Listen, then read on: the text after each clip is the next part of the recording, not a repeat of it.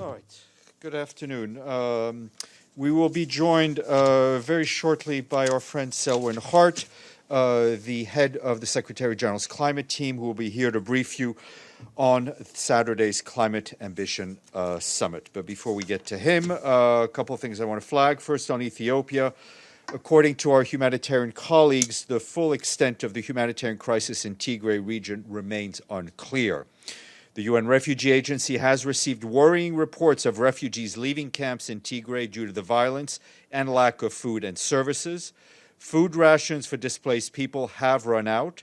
The UN and our partners have not, we've not had access to the 4 camps that were hosting 96,000 Eritrean refugees. The situation will become even more critical if humanitarian workers have not had access to the camps, do not have access to the camps to deliver food rations. For his part, the High Commissioner for Refugees, Filippo Grandi, reiterated that regaining access to refugees and other people in need in Tigray is urgent and critical. The delivery of essential humanitarian assistance to the region by the UN and our partners depends on a security risk assessment of the roads leading to Tigray and a humanitarian assessment of basic needs. With our humanitarian partners, we've prepared a 3-month humanitarian preparedness plan for $100 million from November of this year to January of next. It targets an additional 1.1 million people likely to be impacted by the current crisis in Tigray, Amhara, and Afar regions. And also, we obviously want to reiterate our urgent call on all the parties to the conflict in Tigray to allow unconditional, unfettered, and safe humanitarian access for the whole region, where people are now in their 5th week without food aid, water, and power. As you know, people have fled Tigray for Sudan, and UN Refugee Agency colleagues tell us that the number of refugees who've entered Sudan now stands at 49,500.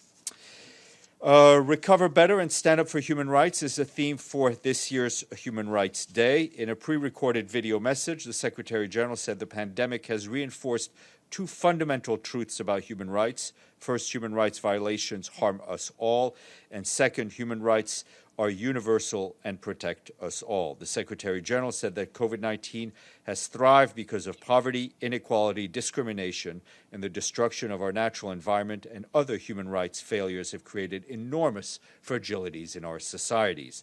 At the same time, the pandemic is undermining human rights by providing a pretext for heavy-handed security responses and repressive measures that curtail civic space and media freedom. He reiterated that an effective response to the pandemic must be based on solidarity and cooperation. Mr. Guterres concluded his message with a call to action that spells out the central role of human rights in crisis response, gender equality, public participation, and climate justice and sustainable development. And this morning, David Beasley, the World Food Programme's executive director, accepted the Nobel Peace Prize on behalf of his organization. In a pre-recorded video remarks, he thanked the Nobel Committee for acknowledging WFP's work, adding that he believes that food is the pathway to peace. But Mr. Beasley added the Nobel Peace Prize is a call to action. Because of so many wars, he said, climate change, the widespread use of hunger as a political and military weapon, and a global health pandemic that makes all of that exponentially worse. 270 million people are now marching towards starvation. Yet, he added, even at the height of the COVID pandemic, in just 90 days, an additional $2.7 trillion worth of wealth was created. We only need $5 billion to save 30 million lives from famine, he said. In the spirit of Alfred Nobel, he inscribed on his medal, peace and brotherhood, let's feed them all, Mr. Beasley concluded. Tomorrow there will be the annual Nobel Forum in which the Secretary General will speak by recorded message.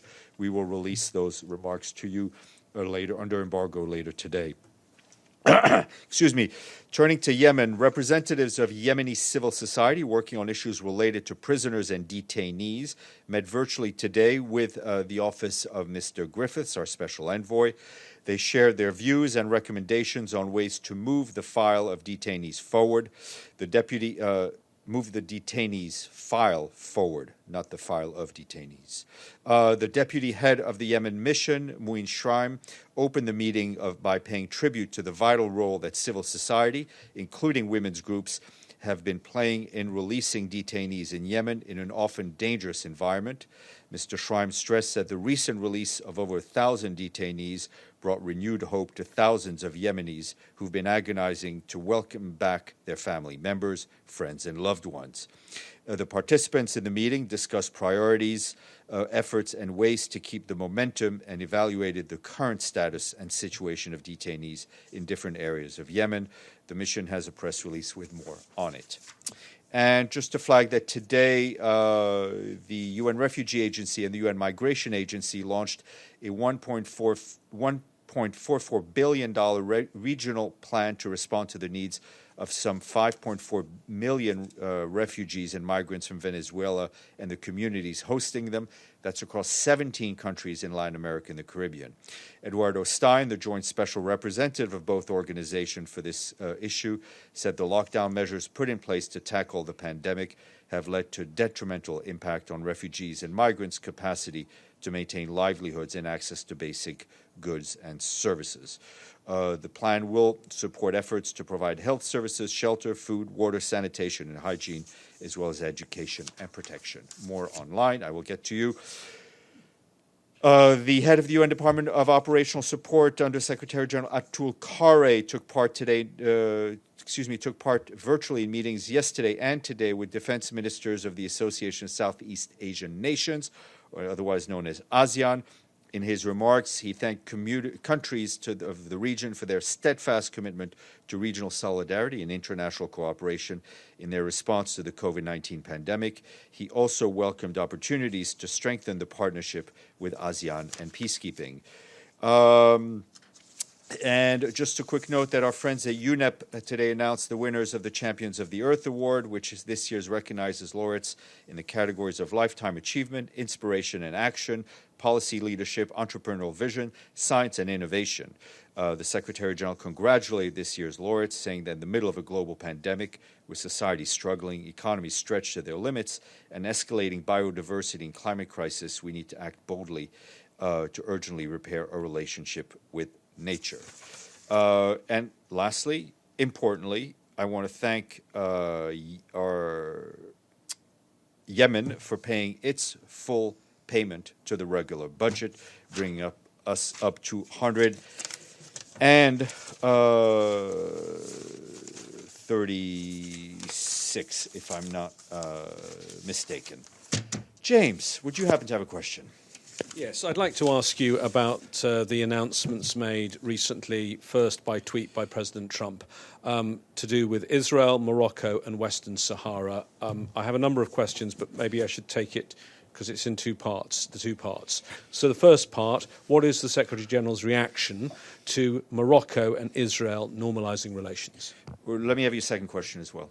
The second part is, some would call it the quid pro quo, right. Which is, this was done by the US, and the second part is that that the US is going to recognise Moroccan sovereignty over Western Sahara, overturning the existing US position and going against UN Security Council resolutions. Well, on the issue of the sovereignty issue, the Secretary General's position remains unchanged. He remains convinced that a solution to the question of Western Sahara is possible, and that's in accordance with relevant Security Council resolutions, 2440, 2548, to name two.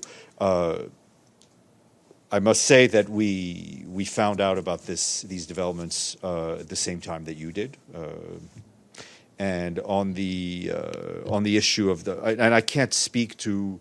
You mentioned a quid pro quo. That's a question to ask the parties involved. We've just seen the announcements on Israel, Morocco. I may have a bit more on that as the briefing. Does the Secretary General feel this is unhelpful coming from a permanent member of the Security Council?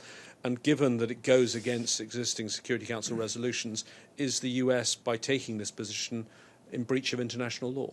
Look, I'll let you do the compare and contrast. I mean, the Secretary General has a position, unchanged, which he believes the solution to the question of where Sahara can still be found based on Security Council resolutions. Would the Secretary General be in a stronger position if he actually had a representative dealing with this issue, given that it's over 18 months since that job has been unfilled? Sorry, if we could mute whoever's mic is open. Fully aware of the time lag.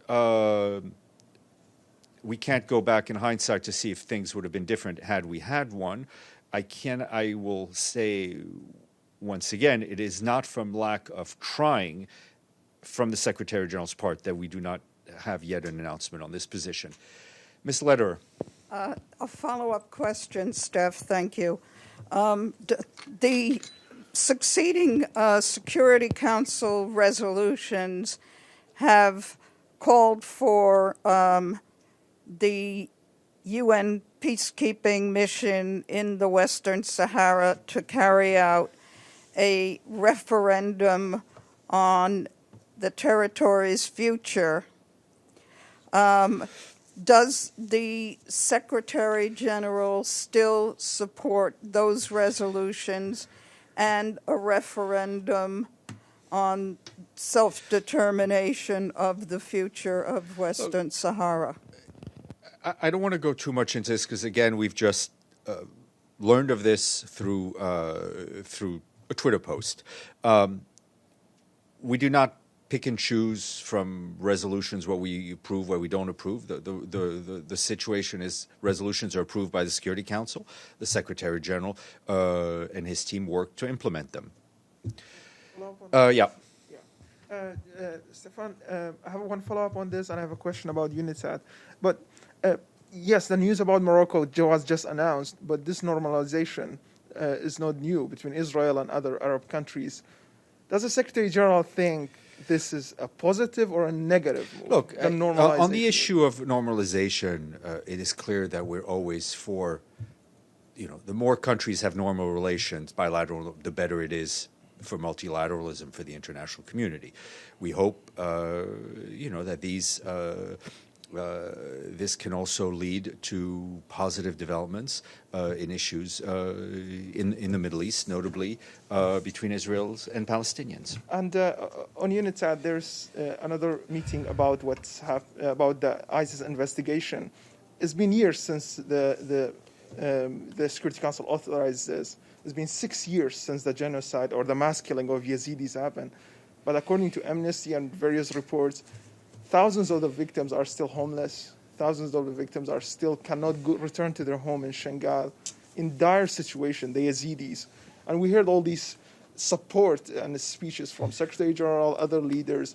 Why the international community, based on what you know, didn't do enough to return these people back to their home, to Shangal, which is ISIS is not I there think anymore. we have, as you said, there's been not only words of support, but actions of support by the United Nations in terms of humanitarian assistance to the populations that have suffered tremendously through acts of barbarism.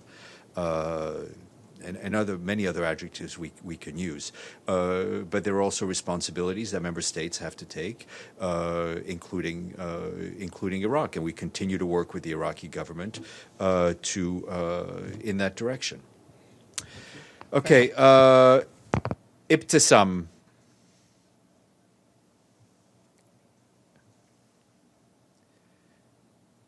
Okay, Ibtisam. Then we'll go to Maggie then. Hey, Steph. They pretty much covered all my questions, but would you just like to repeat for the cameras what the Secretary General's position on the sovereignty issue is on Western Sahara?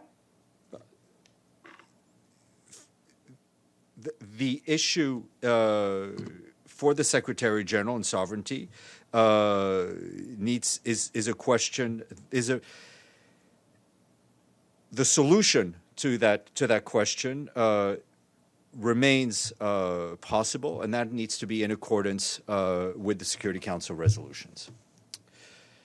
Okay, we'll try Ibtisam again. I can see you, but I can't hear you yet.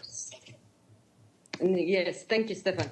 So I wanted to, you said that you hope that all these normalization agreements between Israel and the other countries will help Palestinians and Israelis get closer to a peace agreement. My question is, as a matter of fact, on the ground, the opposite is actually happening. There are more settlements that being built. There is more Palestinians that are killed. Even now, there is some news reports about some the export from the settlements to the United Arab Emirates, etc. So how can it be that your office is totally saying things that are not connected to the facts on the ground? And the same goes also to the Western Sahara. I think, if you read the numerous reports, either published by the Secretary General, presented by Mr. Mladenov, I think they are anchored in reality. And I think they give a pretty clear picture of the reality. I think you could do two things at once. You could actually paint a pretty clear picture of the reality on the ground and then hope for more positive developments. Yeah, but I have to push back. It is true that the reports of the agencies of the UN are anchored to reality, but the actions and the words of the Secretary General has nothing to do with that reality. And just to say we hope, it's not good enough. It's not good enough for victims on the ground. It's not good enough for people who are being killed. And you cannot just say, we just have hope, because as a matter of fact, this goes against UN resolution. He is the head of the UN. He has to have stand, and a clear stand, on things that go in your resolution, including the Western Sahara. Ibtisam, I think our stand on Western Sahara is unchanged. I mean, people, different member states have expressed different opinions. Look at the conclusions of the latest report on Western Sahara. That his position is unchanged.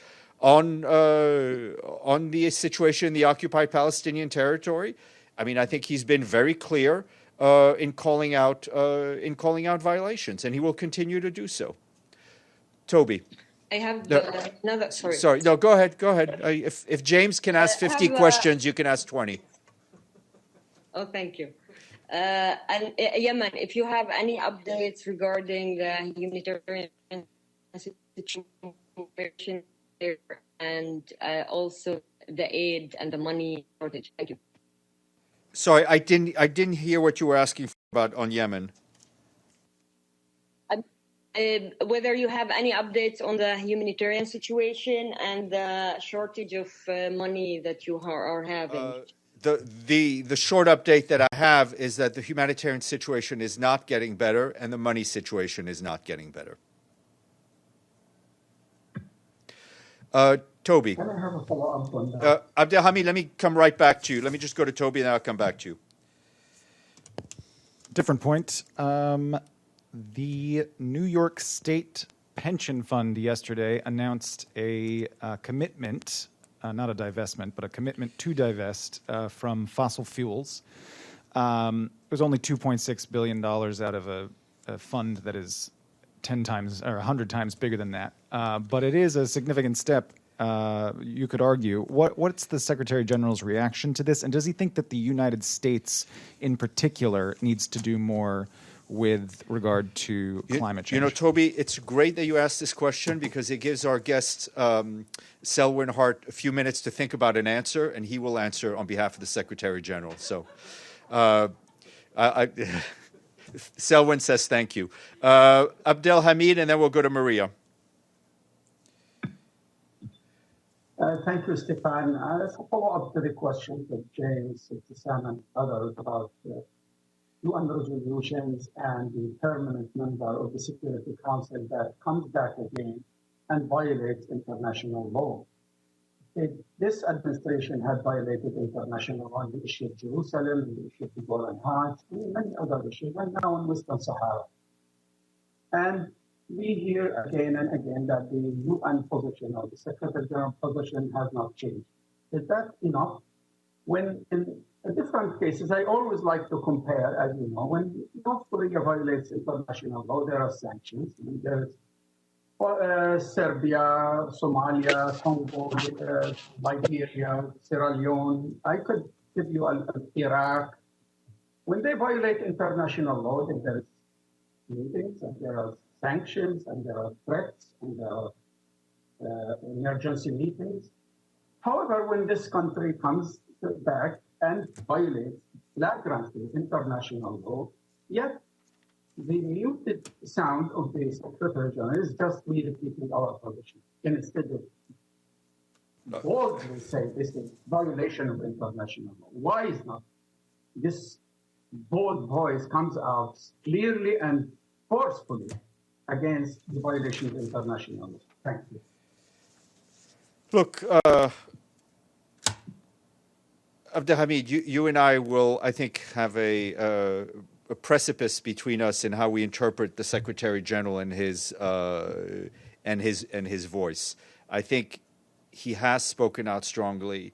I think if you take the time to read the reports that he sends to the Security Council, you will find the language that is strong. What I'm saying to you is that member states' positions change, and you can do the compare and contrast, but his position remains anchored in principle and anchored in Security Council resolutions. Okay, Maria Krinova, and then we'll go to James Reinl, and then James. Thank you, Steph. I have a question on Nagorno-Karabakh again. As I understood, the needs assessment mission should have been there by the beginning of December, but as far as I understand, it's not still there, though I'm not getting enough updates on that. So are there any obstacles for UN employees to go there? No, I would not use the word obstacles. Details are still being worked out. As we've said, we were prepared to respond to the humanitarian needs in all areas impacted by the conflict. That includes scaling up assistance in Armenia and Azerbaijan as required. Our colleagues at OCHA and other relevant UN agencies and entities are working with all concerned to undertake an initial independent interagency assessment in Nagorno-Karabakh and surrounding areas in order to get a clear picture of the humanitarian needs and any other needs on the ground. I think it's very important that all the relevant actors cooperate fully with us to ensure unfettered access and to make sure the mission can go ahead. Sorry, can I follow up? Yeah. So there will be OCHA representatives. Will there be UNESCO staffers? I can find out the list of other relevant entities, but it'll be under the coordination of OCHA, as they have the word coordination in their name. Mr. Reinl. Hi, Steph. Can you hear me? Yeah. Oh, great stuff. Listen, it's another question on the US-Israel-Morocco deal. And obviously, it's got big knock-ons for the Palestinians and the Sahrawi people. Two groups that want and have done for a long time autonomy, self-determination of some sort, and they look to the United Nations as a fair hand in a world that perhaps doesn't have many fair hands in it. Is there any message that you can give to those two peoples today who have been watching the news and are maybe disheartened by their current position? Look, I would say that our efforts to find a solution to both of these issues remains unchanged and will remain unabated. Mr. Bays, Mr. Yu, yeah, and then Ray. Sorry, I didn't see you. And then Ray. Yeah, so I've got two questions. One more on the situation with regard to what's been announced in this new deal, and as you're aware, in the last month, we've seen tensions with regard to Morocco and Western Sahara. So what's the message of the Secretary-General to those on the ground right now? Well, it's to avoid any action that could make the tense situation worse. And last question is on Ethiopia. You read out a new statement on humanitarian access. The Secretary-General, when he sat here yesterday, told us there had been a second deal, suggesting the first deal was not a success. But he also said there would be joint assessments. Can you explain how this will work and whether it means the UN is now going to be constrained and not have unfettered access, constrained by the Ethiopian authorities in its operations? Well, the two are not mutually exclusive, right? We continue to call and obviously need unfettered humanitarian access, access to the people in need. I mean, food aid hasn't come in weeks. We've had electricity issues, water issues. But we will work in cooperation with the government. Ray, and then we'll go to our friend Selwyn. Thank you, Stéphane. It has been reported that the United Nations analysis of photos of 4 anti-tank guided missiles in Libya found one that is Iranian-produced anti-tank missile. My question is, how involved is Iran in Libya, and also to which militia belong these anti-tank Iranian missiles? I would refer you to the report that the Secretary General has submitted or has submitted to on the implementation of the